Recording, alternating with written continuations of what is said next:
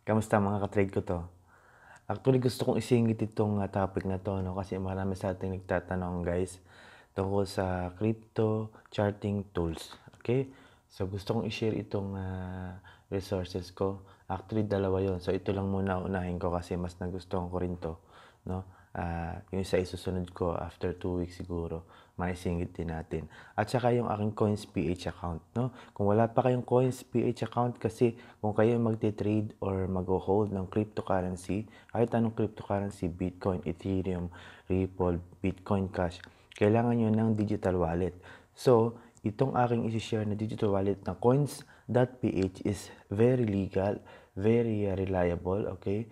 One of a kind sa atin, no? Pwede ka rin magbayad ng mga government fees dito. Mag-cash in ka sa Cebuana, 7-Eleven. Very convenient, no? Dapat is meron ka. Okay? Kasi nagte-trending, no?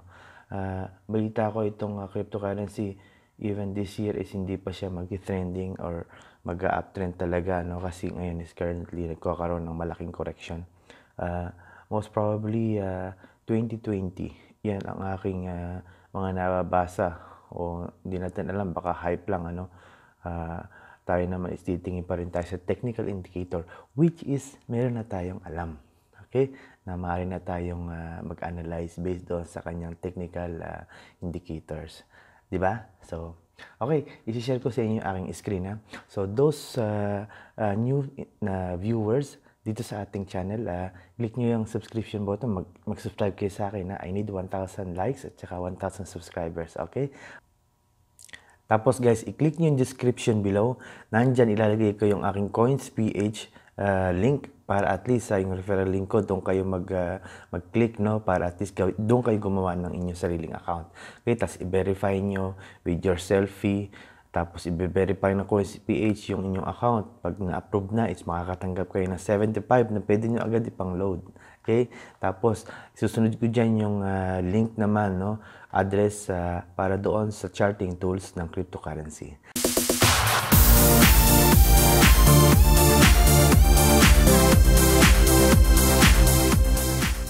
Dito lang kayo magpunta guys sa website na to, no, coinigy.com. So itong gagamitin natin na charting tool para sa ating cryptocurrency.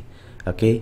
So ito meron tong start my free trial now for 30 days. Okay? So 30 days free ito kasi may bayad itong para kasing pang professional to, no. Yung na-experience ko, makita nyo mamaya pag pinasok na natin yung website. So ito 30 days, gumawa muna kayo ng temporary account nyo gamit ang inyong email. So after ng 30 days, magustuhan nyo na maganda yung inyong ginagamit na charting tool. So up to you kung gusto nyo magbayad, no. Pero before na matapos ang 30 days, mag-sharing ako sa inyo ng isa pang resource ng charting tools, okay, na para sa cryptocurrency. Alright?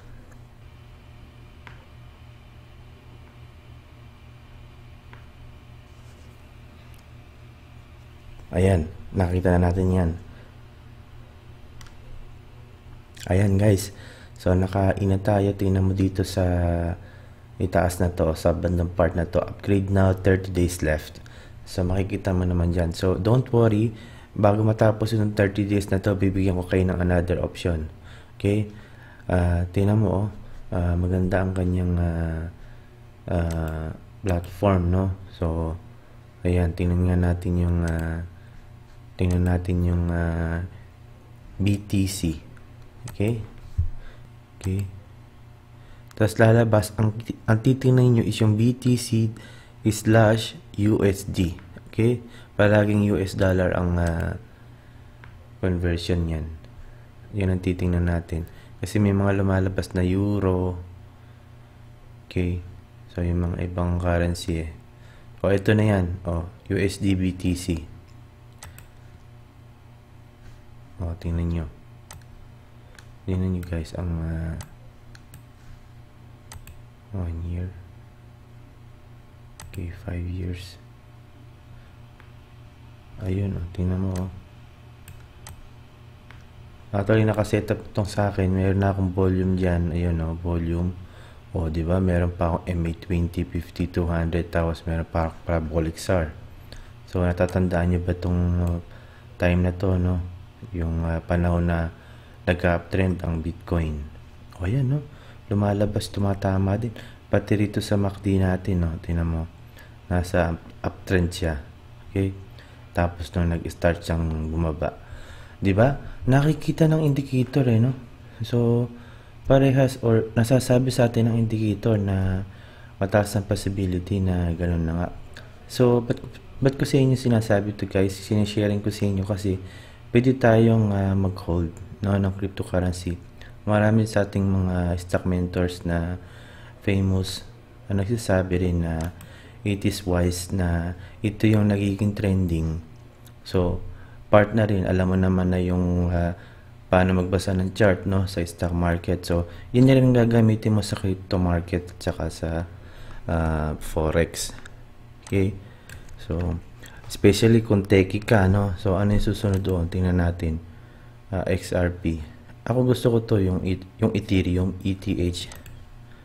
So tingnan natin ETH. Okay? Ayun, ETH. Click mo doon. At least makikita natin kung pataas na. Oh, ayan. Pa-downtrend pa rin, no? Naka ano pa siya. Makikita natin doon, no? Naka ano pa siya, naka below zero pa yung kanyang MACD. 'Di ba? So, wala pa tayong buying signal. Okay? Oh, tama, nag-uptrend siya noon, no? So, paano kung yan mag-uptrend na? So, at least, meron tayong money sa Coins.ph. Diba? So, pwede tayong mag-hold. No? Hindi naman tayo magte-trade pa. Mag-hold pa lang tayo. At least, nandoon yung pera natin. Wala tayong ginagawa. Pag pinapalit natin ng wallet natin, no? Pag pinapalit natin yung wallet natin, let's say from Ethereum to peso, mataas na yung peso value. Okay? Kasi mataas na yung nag-uptrend dito. Doon ka ngayon mag-gain. Okay? So, hindi pa tayo dun sa trading na tinatawag. Okay? Hindi pa tayo mag-sell. Magbabay lang tayo to hold. To hold dito sa ating mga wallet, no? O XRP, yung Ripple. Oh. Tingnan natin dito yung XRP. XRP. Ayun, XRP USD. Oh, at nakikita natin kung ayan, hindi pa siya uptrend. Nasaan yung ano niya? Masyadong maliit no? Yung kanyang MACD. Ayan. Oh, naka ano pa? Below zero pa. Ayan no? Nakikita dyan. Oh, palaki nyo dyan. Oh. Ano pa yung isa? So, wala pa tayong buying signal. Ano pa yung isa? Bitcoin Cash, BCH. Kasi bumagsak na siyang masyado no? So, ma-afford na natin. BCH.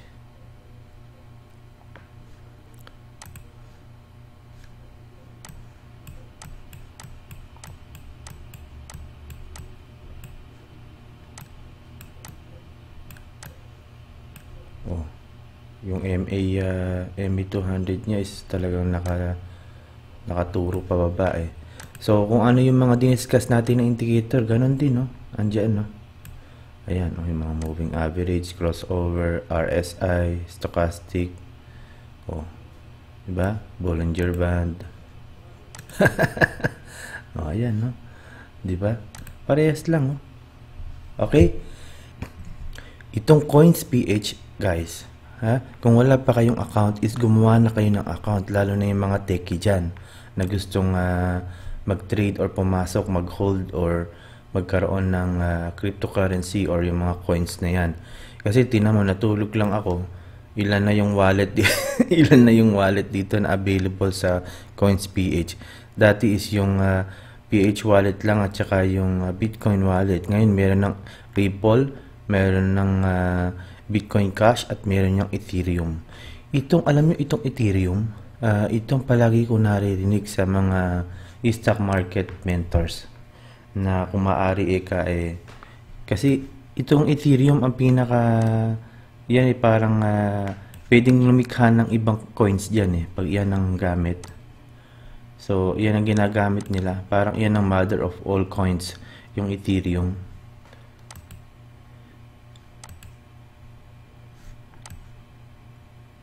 Kaya yan ang nagtitrending. At saka, ito nga palang Bitcoin, Ripple, Bitcoin Cash, itong Ethereum.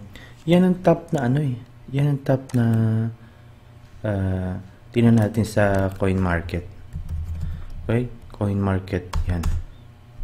Coinmarketcap.com. Yan ang top na cryptocurrencies. Ayan, no? Bitcoin, XRP, Ethereum, at saka Bitcoin Cash. Tingnan mo yung mga market capital niya. Oh, ayan din. May mga graph din dyan. Okay? So, itong Ethereum, tingnan natin yung Ethereum. Yan ang pinaka mother of all coins eh. Tingnan natin. Meron yung ano dyan eh. Pinaka background. Basa ko dati yun eh. Saan ko ba binasa yun? Okay. Technical. Maybe dito. Technical coin mineable. Namimina siya. Saan ko kaya nabasa yun? Basta itong Ethereum guys, itong Ethereum, di lang ako masyadong familiar. Yung Ethereum ang pinaka maganda. So, pwede nyo na lang i-search, okay?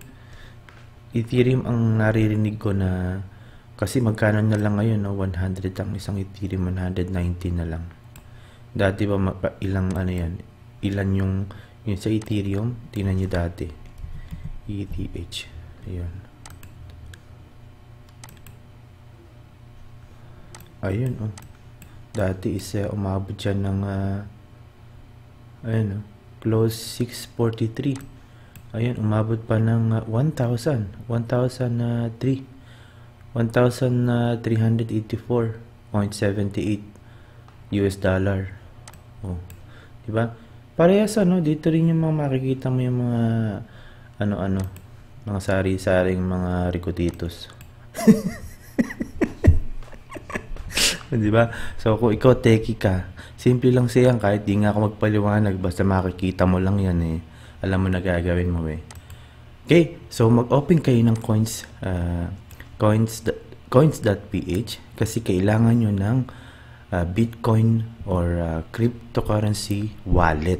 Okay, so itong coins.ph is napakalegal nito. Ito ang leading sa atin na coin wallet. Okay, tamo 4 na yung wallet dito na coins. Bukod dun sa ating PH wallet na digital wallet. Tsaka ito guys, baka may mag-isip dyan na scam yan. Hindi yan scam. Okay? Kasi itong pagpunta kayo sa pay bills dito, okay? Pwede nyong bayaran ang, bukod sa yan, cashback, mga ganyan-ganyan. Pwede nyong bayaran ang government fees. Okay?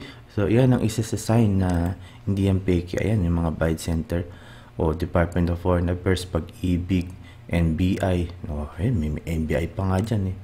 So, paano nyo sasabihin na mamaya, may SS contribution. Diba? So, paano sasabihin scam? Okay? So, hindi tayo magti-trade. Hindi pa tayo darating sa punto na yun. Mag-hold lang tayo. Okay? Pagka makakita tayo ng buying signal dyan, is bibili na tayo. So, cash in, alam nyo naman cash in, cash out. Maglagay ka ng pera dyan. Pero alam mo ba, pag gumawa ka ng account, magkakaroon ka na ng 75. Okay, yan ang promo kasi nila ngayon eh.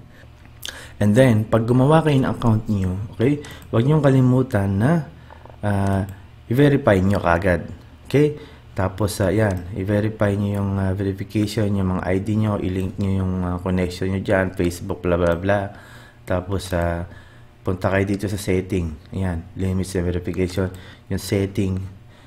Huwag niyong kalimutan na i-enable ninyo yung two-factor authentication. Okay? Tapos, ayan, i-verify niyo yung account nyo. Para at least matanggap nyo rin yung 75 pesos. Okay? So, ang gamitin ninyo, yung aking, of course, no?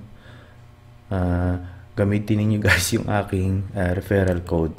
Okay, isi-share ko sa inyo. Okay? Ayun. I-share ko sa... Click nyo yung ibaba. Click nyo yung ibaba. Yan ang aking referral code. JF2SWK. Okay?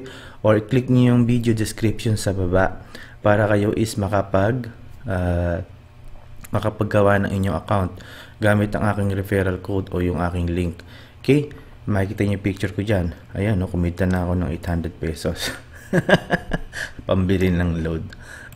Tingnan mo yung load dito pag bumili ka ng load. Merong cashback. O kung ikaw, meron kang yung misis mo o yung kapatid mo nasa atin, pwede ka na magtayo ng sarili mong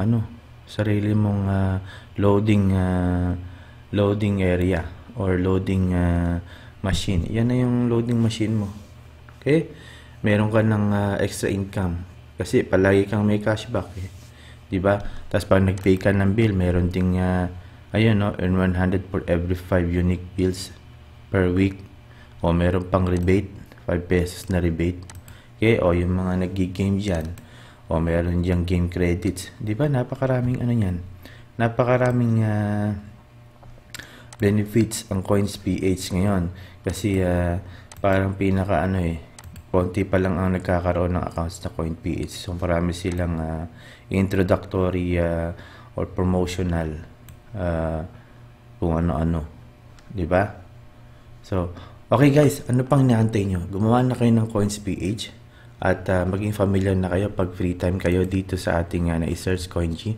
Kasi sa oras na magkaroon tayo ng buying, mag-upload din na kayo na tayo ay ang una nating target dito sa akin, pinaka-trade ko is yung ito, Ethereum. Kasi ito yung naririnig ko na at least magkakaroon tayo ng 1 Ethereum. Biruin mo, bibili mo lang siya ng 100 plus tapos magkakaroon ka ng sabihin na nating double or triple or even 1,000 10 times 1,000 US dollar. Oh, magkano yun? 'Di ba? Wala ka namang ginawa kundi nagki-click-click ka lang. Diba? Nagki-click-click ka lang dyan. Okay guys, so kung may tanong, ilagay nyo lang sa comment sa baba. Okay?